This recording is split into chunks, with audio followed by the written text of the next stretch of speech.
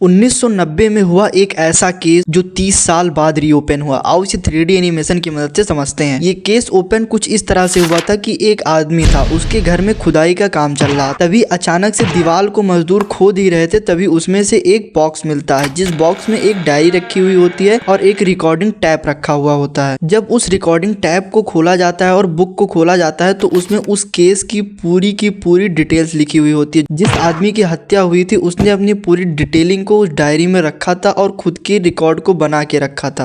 अगर ये रिकॉर्डिंग किसी को मिली है, समझ जाओ मुझे मार दिया जाएगा। और उस डायरी में ये भी लिखा गया था कि लाकर नंबर 70 में और इस जगह पे इस फैक्ट्री में उसकी लाश को गाड़ा गया है। और फिर इस जांच करने चली जाती है तो उस फैक्ट्री में उस व्यक्ति की लाश मिलती है जो कि एक कंकाल में बदल चुकी हुई थी। और जब लॉकर नंबर 70 को खोला जाता है तो उसमें उसके कुछ कपड़े मिलते हैं जिसपे कुछ ब्लड्स लगे हुए थे। जब उसका डीएनए जांच किया गया तो ये पता चला कि ये ब्लड उसी व्यक्ति का है। और जिसके बाद 30 साल बाद फिर से इस केस को रीओपन करती है और उस व्यक्ति को 30 साल बाद फिर से जेल में डाल दिया जाता है।